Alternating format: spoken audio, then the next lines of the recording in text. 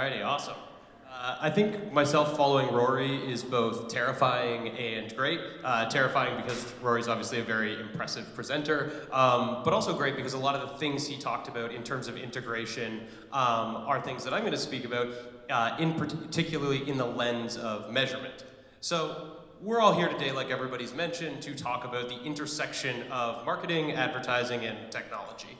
And for me, that means the advances in technology and how they're impacting marketing and advertising and what that really means for businesses, for brands, and for everybody in this room as marketers.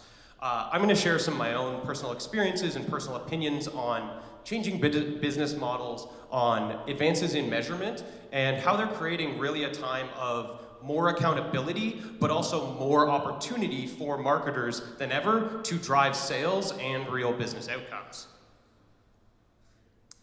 So when I started in digital advertising, one of the things I was told is Paul, there's two different types of businesses in this world.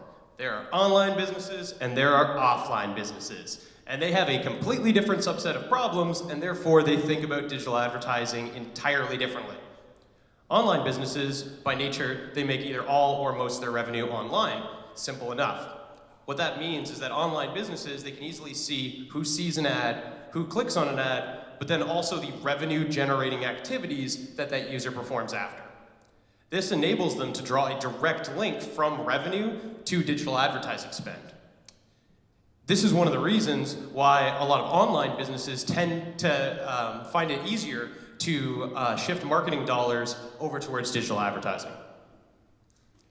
So some great examples of online businesses would be e-commerce companies who sell products online, mobile gaming companies who were really some of the initial primary drivers behind Facebook's success right after their IPO, or online travel agencies, companies like Expedia who still dominate search advertising today.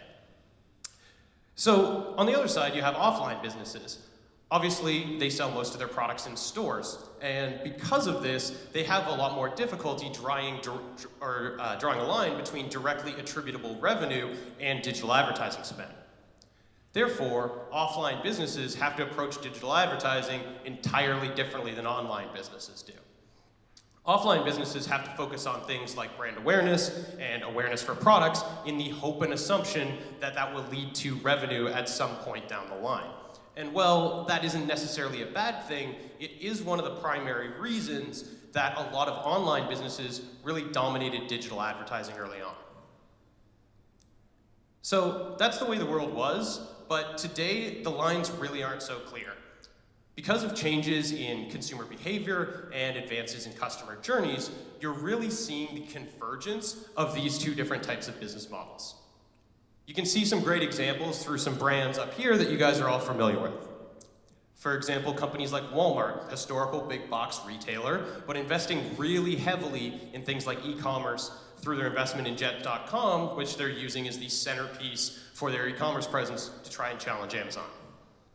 Or Starbucks, which has a really advanced mobile app presence. Obviously, this is something that a lot of you are probably very familiar with. If you talk to Starbucks, they actually believe that within the next few years, 50% of all Starbucks transactions will occur through their mobile app. And we hear about a lot of this offline to online convergence, but what about in the other direction? The sort of obvious example to pick from is Amazon's recent purchase of Whole Foods and therefore their attempt to get into traditional retail. However, there's a lot of great other examples like Canadian company Franken-O, who I'm personally a very loyal customer of. They're a traditional online retailer who's investing really heavily in physical locations and in-store experiences across the country. And when you think about what this convergence means, it's really easy to understand that offline businesses moving online increases their ability to measure and attribute revenue to digital ad spend. But what about in the other direction? Well, companies like Facebook and Google are making really heavy investments in offline measurement, which are starting to proliferate, and although they're in the early days, they're creating enormous opportunity for brands. So one case study I'm going to share is a client that we work with at AdParlor, and we run their Facebook advertising and leverage Facebook's offline conversion API. So how this retailer works is they're a major US retailer with a really advanced loyalty program. What that means is that the majority of purchases in their stores are made using a loyalty card. That loyalty card is tied to a set of deterministic customer data, things like customer name, email address, phone number, etc. Because of this, this retailer can collect all this data at the point of sale and map it back to a platform like Facebook or Google. The match rate is 55%. That's right, for this advertiser, 55% of all of the sales in all of their stores across the United States are able to be passed back and mapped to platforms like Facebook and Google. What this means is that we can actually run digital ad campaigns and test the incrementality that our digital ad spend is having on real-time in-store sales. And while this is still early stages, it is an area that we're moving to where a lot of businesses will be able to engage in real-time optimization for in-store sales. So what does this mean for everybody in this room? This is a really cool use case, but specific to one retailer. Well, as with any disruptive technology, things like offline measurement and the convergence of these business models are going to proliferate across different industries at different speeds. But one example I can showcase both sides of it is the restaurants industry. So restaurants is an industry that's going through a lot of turmoil right now. Same-store sales are down year over year, foot traffic is down, less people are going into restaurants. Traditional restaurant groups are literally getting their lunch eaten by food delivery companies. This creates a lot of risk and accountability for marketers because you're in an industry in turmoil, but it also creates a lot of opportunity. Do you know what the riskiest job in the United States of America has been so far in 2017? Chief Marketing Officer of a major restaurant group. That's right, 35% of restaurant group CMOs were fired between January and June of 2017 alone. This clearly goes to show that if you're in an industry that's in the face of disruption, if your marketing is not driving sales, as Rory so clearly articulated, you're going to be left behind. But it's not all bad. You can work for a traditional restaurant advertiser if you think about things properly and if you're ahead of the curve. So one client that we work with at AdParlor is a major US restaurant chain. And they made a decision at the start of the year. They said, okay guys, right now, online revenue, online ordering, and e-commerce combined, it accounts for 10% of our total company revenue. But we're going to start investing really heavily in social and digital marketing to try and make a major push to augment this. 7 months later, it represents 18% of their total company revenue. They've made an enormous positive sales contribution to their business by thinking ahead of the curve. So to wrap things up, I think that changes in measurement, changes in convergence in business models are creating a lot of accountability for marketers to actually drive sales, as Rory mentioned. But it also creates a ton of opportunity for you as a marketer and everybody in this room to make a really positive bottom line impact on the businesses you work on. And that's what personally gets me excited to wake up every morning. Thanks, everybody.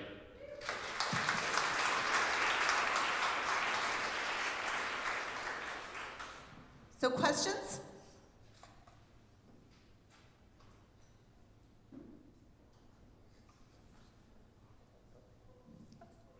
Michael? Oh, here we've got one. Hey, Paul. You talked a lot about conversion tracking. Could you talk a bit about where marketers are evolving to measuring incrementality versus just conversions using a last touch model? Yeah, so thanks, Gareth. So I mean, incrementality is definitely like something that a lot of our advertisers are focused on. I think incrementality is a really interesting proof of concept and point-in-time solution. So the same way that Alan mentioned at the start of his presentation, that a lot of brand equity metrics are currently measured using survey data, which is a really interesting point-in-time solution because you compare point A to point B and what the difference in all your brand metrics are. A lot of incrementality is really proving out sort of that point in time, one versus the other. And I think that's kind of where we are today with things like offline sales measurement, but I really think where we're moving in the longer term is sort of the ability to optimize in real time based on this offline data. And it's not something that we're 100% there yet, but I think it's a great place that we're moving to.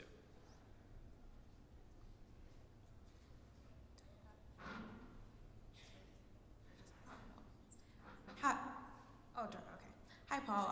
Sammy from Titanfile. We've been seeing a trend lately with restaurants moving into social media, especially Twitter. An example would be Wendy's and other burger chains having arguments over Twitter. Yeah. What is your opinion on this, and how do you see this trend of stereotypical restaurants moving into social media?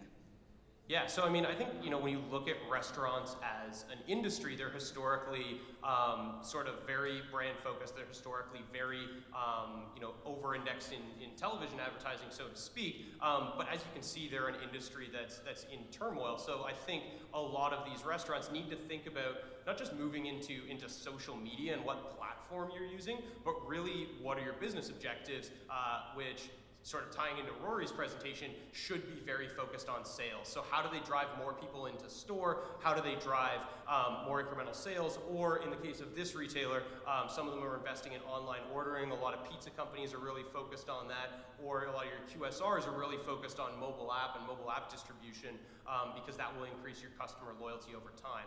So I think for each individual restaurant client, you really want to look at what are your business objectives and then tailor that from there into where you're investing. Sonia here from Rogers. Just wondering, do you have any experience with like larger B2B, like B2B relationship-based marketing? Because it sounds like you're kind of more focused on the smaller companies. And if so, I have a follow-up question. Okay, our company does all the social ads for Rogers, so. Okay. So my question is more along the lines of when you have like a large client and everything is more relationship focused, Yeah. how do you then calculate attribution on these kind of relationship-based either events or initiatives? Yeah, for sure. So, you know, what I try to talk about in my presentation is a lot of verticals that are high transaction based and direct to consumer. They do have the touch points where you can start to measure sort of direct offline sales. For somebody who's got a longer purchase funnel or a longer time window, or is a B2B marketer, you have to break the funnel up into stages and you have to set objectives along the way. Right? So how can I improve my, you know, even if you're running relationship marketing campaigns, you still have an end objective, right? So you can break that out into your different measurements. How can I drive more leads? How can I drive more engagements? And you really want to break up the funnel and pick something that's an earlier touch point. Amazing. Thank you so much. That was great.